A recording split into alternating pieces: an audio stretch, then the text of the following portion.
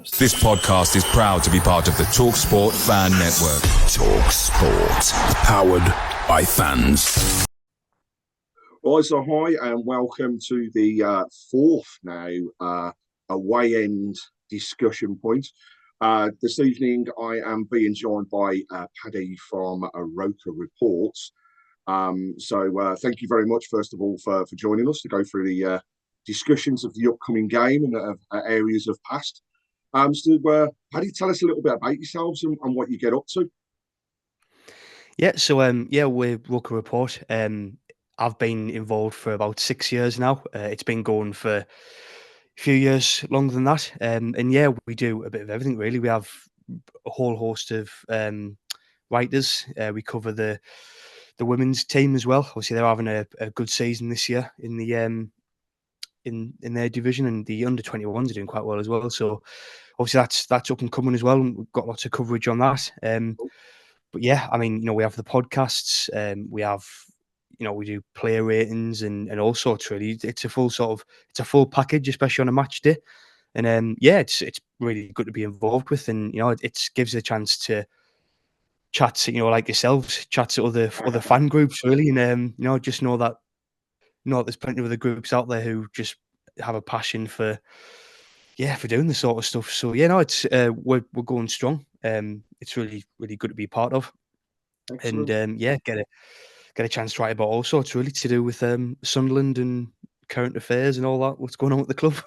It's the same for yourself, really, as it is for ourselves. It's something that we do for the love of the club, and it's similar with ourselves in terms of our involvements, and we're branching out a little bit more as well as we continue. So it's should we say, fair to say, going to be interesting at the weekend.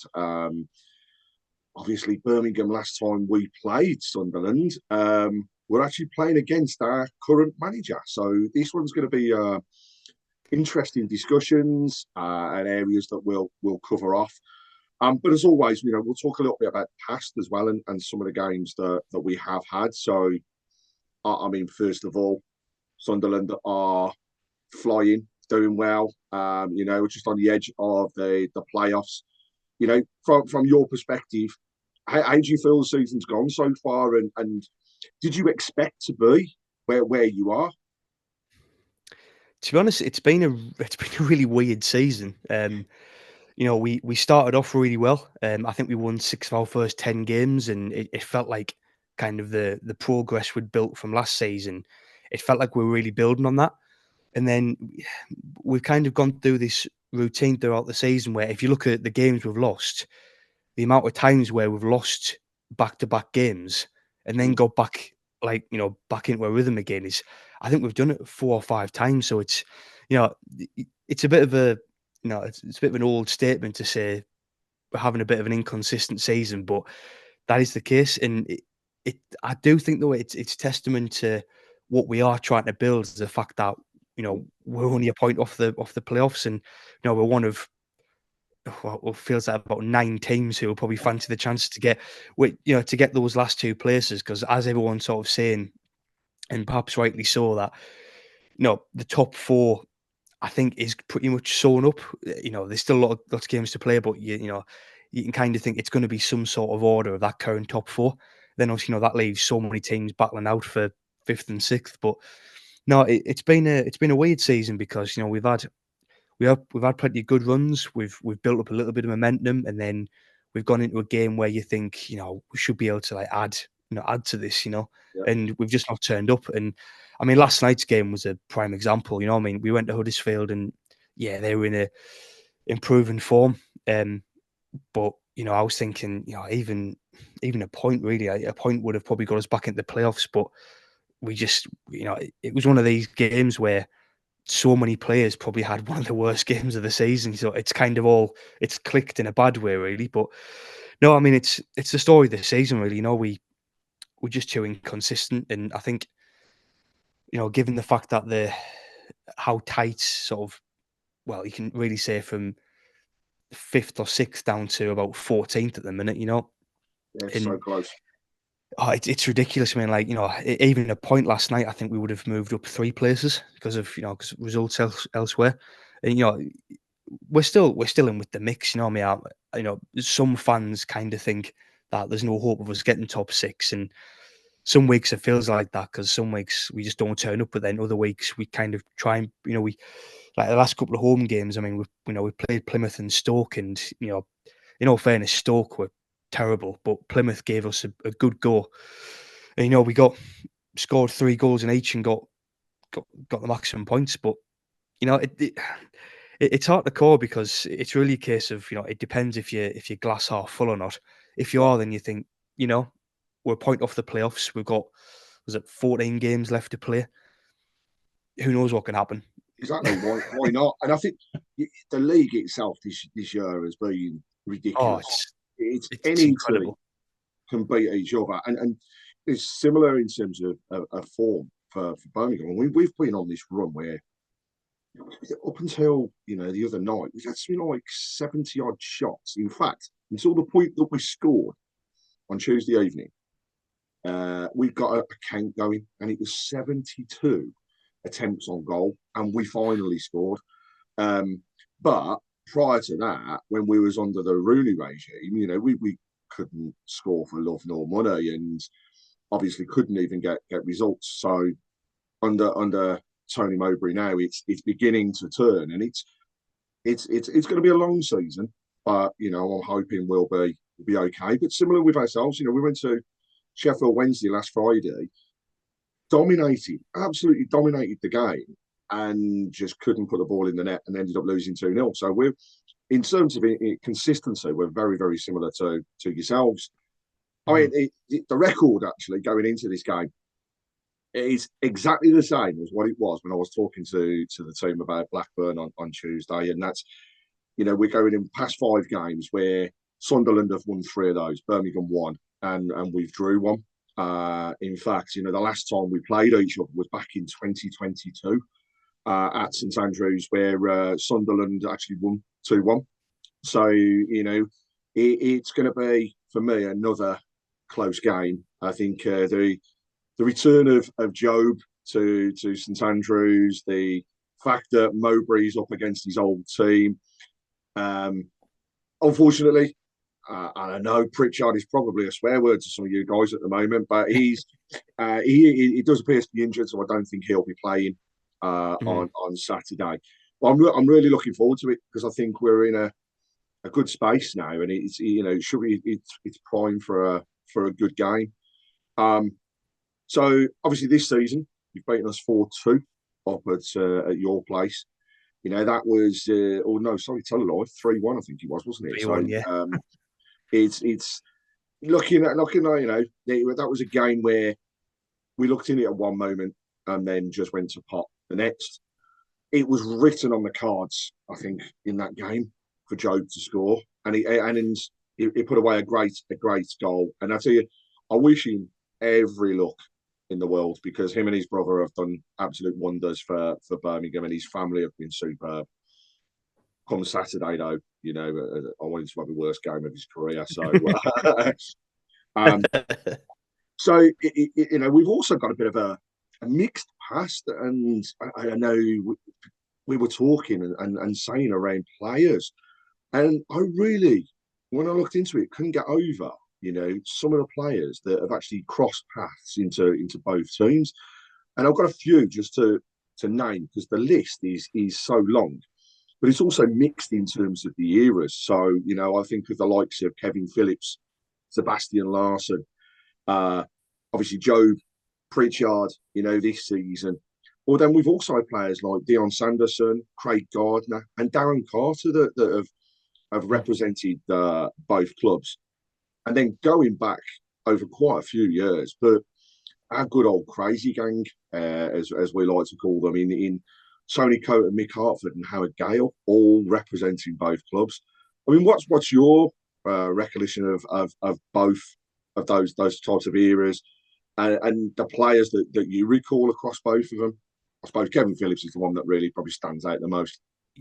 Yeah, I mean, to be honest, I was a little bit too young for the Phillips era, but it's one of these where sort of anyone old enough to remember, they'll tell you about Phillips at Sunderland. But no, I mean, out the players who you've named, I mean, I was a huge fan of Seb Larsson. I thought he was brilliant. He was with Sunderland for a lot of years. He was often quite a bright spark in our sort of. It was a disappointing run in the Premier League. Really, I mean, it was. I mean, we got one top half finish in about 9 years, and the rest it was just kind of flirting with relegation. But no, I like Seb Larsson. I thought he was I mean, as a dead ball specialist. I mean, he's one of the best I've seen. I think at Sunderland. I mean, some of the free kicks he scored were just fantastic. And I remember watching. He scored an absolute brilliant one at the Emirates. But unfortunately, we were on the losing side. But he scored this free kick from what must have been about 25, 30 yards out, and he had no right to score, but it was just proper postage stamp. And he was good, and he always put a shift in. At the end, he was just one of the players who, understandably, he moved on when we got relegated, really. But no, I mean, I always liked him. I thought he was a good player. So yeah, I think he's probably one of the standouts. Yeah. For me, he scored two. You mentioned about worldies there for yourselves, but he scored up two absolute worldies for Birmingham. One at Tottenham Hotspur at their old ground, where he just literally leathered one, and he was just like nobody was stopping it. But for me, best goal I ever saw him score was a promotion season for us, and he just picked it up on the halfway line in the Championship against Sheffield Wednesday, and he just ran and ragged and then put it into the bottom corner. And the celebration, I'll never forget it. He ran across the Brucey, his top was off, he was swinging it in circles. But he was the epitome of the type of player that we had at the time, which is hardworking, passionate, had the ability and the skill to go out and score those, worldies, but also was always there. You like to say, dead ball specialist. I mean, he was absolutely phenomenal. And I think, if I remember rightly, when he left yourselves, he went back abroad, didn't he? And then he retired after a couple of seasons. I think he's living the life of Riley now. Yeah, he went back to Sweden, if I'm not mistaken. Yeah, he went back home for a couple of years, and yeah, I mean, I've not heard about what he's up to at the minute, but as you said, he's probably having a great time in retirement. We haven't just had overlaps of players, though. We've had overlaps of managers as well. Obviously, the big one now, Tony Mowbray. I'll be honest, I was very, very shocked when he was let go at Sunderland. I thought he was building for you. He got that stability, and he had an eye, obviously, with the rest of the team for talent to bring through. And I was shocked. I'm not going to say I'm disappointed because obviously he's with Birmingham now, but I was shocked when he left. Obviously, the other one that overlaps is Stevie Bruce. And his time at Birmingham, he was brilliant. He took us into the Premier League. He kept us there. Arguably, probably had one of our best seasons in many, many years in the Premier League. And similarly, actually, had the eye for talent. I mean, to bring in Christoph Dugarry, for example, was just unreal. Nobody ever thought that would happen at Birmingham. But, what's your thoughts on Tony Mowbray and what's your background in terms of everything else as well with Brucey? Yeah, I mean, I'm still a big fan of Tony Mowbray. I mean, I'm thankful for what he did at Sunderland. I mean, we kind of brought him in after Neil. I mean, there was like that week where Neil basically quit and went to Stoke for more money, which is essentially what it was, really, what it boiled down to. And then Mowbray got drafted in, and I remember thinking, this seems sensible. He's going to keep us up. And at that point of the season, I think it was back end of August, I was kind of just thinking, just want to stay up in the Championship, really. First year back in League One, and then what he did with us last season was it was brilliant. I mean, it's some of the best football I've ever seen us play. But the weird thing with Mowbray is, I do think, for me anyway, I think his time was up. I mean, for a few weeks before he actually got, he got sacked and left, some of the football had it gone complete opposite direction. And similar to what you were saying there, loads of chances, but we just couldn't score. I think we had 3 straight away games where we had 50, 60 shots on goal and not a single goal. And I saw some of your fans talking about that, and it's like that sounds very familiar. That's You it. know, and it got the point, you know, where he just, no, he's a great guy. I mean, I think he's a brilliant bloke, and what he did at Sunderland was fantastic. But you know, when he did go, it did seem like the right sort of time because, yeah, I mean, the performances hadn't been good for a while, and it was a shame how it ended.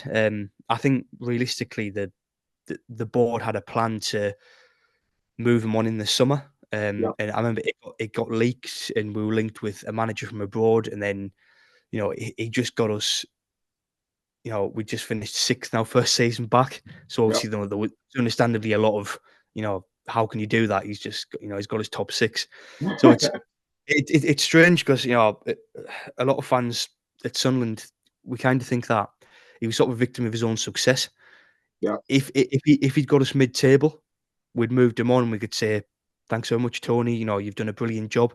But because he did so well with us, we couldn't, the club couldn't get, you know, let him go at a time when they wanted to let him go and they had a replacement lined up. So, Yeah. yeah, I think it certainly, it sounds weird to say, but us getting in the playoffs definitely kind of messed up a lot of things in terms of the club's plan and what we were going to do with Mowbray. But no, I mean, I'm not surprised he got into a job straight away because it was a case of if he wanted another job, he'd get one Yeah. easily, really. And you know, it's one of these where I wish him the best, but not on Saturday. That whole thing. It's weird, you know. Both of us saying that now. I wonder why. Yeah. I, I, we come on to Saturday actually, and you know, I've already mentioned this. It looks as though it's going to be a tight game. But what's your thoughts on the results and how things will go? And also, are you actually coming yourself? I am. I am. I actually live in the Midlands, so Birmingham is one of my closer away games, which which is No always excuse handy. then.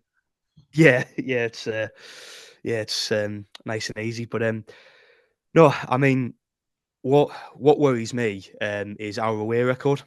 because it's terrible, to be honest. And again, going back to last season, our home form was bad and our away form was good. And Yeah. typically, our home form's improved and our away form's gone backwards because you know that's the way it is. You can, you know, not many teams can be good both home and away because it's just not fair. But That's it. You no, can't get away with it, can you? Simple. exactly. Yeah, I mean, you know, we've won. The start of the season, we won back to back away games at one point, and one of them was a QPR, and I went down there for the game, and it was fantastic. And 4 days later, we won at Blackburn, and that's when Blackburn, you know, before they started this, you know, kind of demise what they've been going on for a while now, and you know, we played away from home like we were last season, where we were just getting into teams and sort of playing without fear and not having to worry, you know. But now this season, you know, we've lost to Stoke away, Plymouth, Huddersfield. We drew at Rotherham, who look destined. I mean, no, they've pretty much got one foot in League One, I think, at the minute, judging with how far adrift they are. And it's annoying because you know our home form has been really strong. You know, Indeed. we've dispatched a lot of teams at home, but away from home, it's just been a bit of a struggle. And to be honest, I kind of factor that in when I'm thinking of away games. Before I even think about the sort of team we're playing, I just think how different we are away from home. So I think that's going to be a factor again. Hmm. Obviously, I hope it's not, but I think it is going to play a factor because there's just. But the problem is, you know, it's not a case of it's a Mowbray thing, it's a Michael Beale thing. It's like one of the things what's been consistent is how bad we've been away from home, which is quite frustrating to be honest.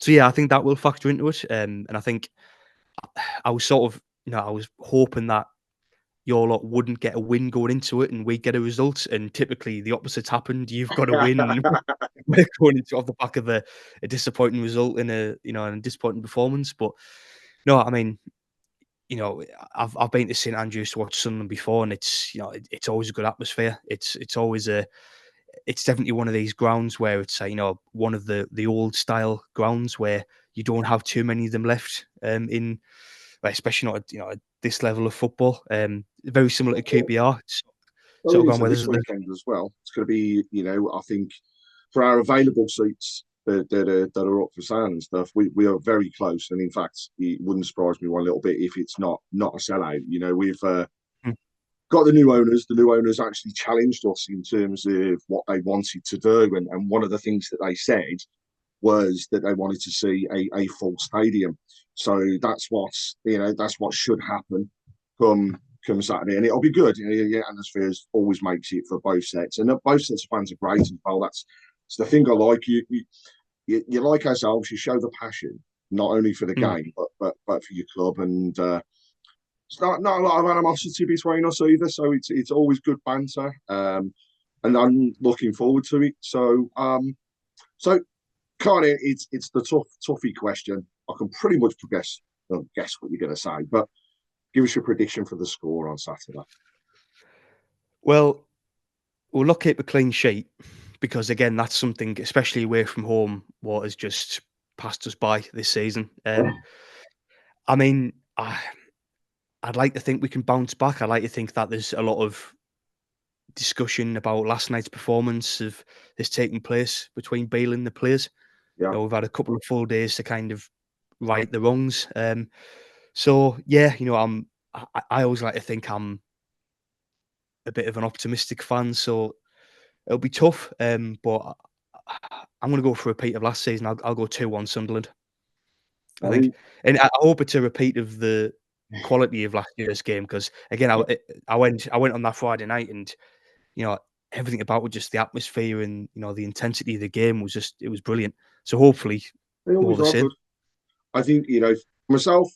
I'm so myself. I never ever back against my club unless Rooney was in charge. But I think we've come off the back of a decent result on Tuesday evening. The win had been coming. That's a little bit of, oh my God, when are we going to score? We finally get over the hurdle. So we're creating opportunities. It's a tough game. There's a lot for me riding on it from both sides. We want to get further away from those relegation spots. You're pushing for those playoff places. I think it'll be a tight game. I think for me, I'm going to say Birmingham to win. I'm going to go 1-0 because I just think it'll be a close one and it'll only be a goal in it. I'm looking forward to seeing Joe coming back and getting the applause that he deserves from his time at Birmingham. But I want him to have the worst game probably of his career on the night. So looking forward to it though. But thank you very much again for your time and for joining us. No problem. Here's to a great game on Saturday. As always, as we end it, is for yourselves, come and enjoy yourself, have a great laugh, but please go home with no points. And and good one. Thanks a lot. No problem. Thanks so much.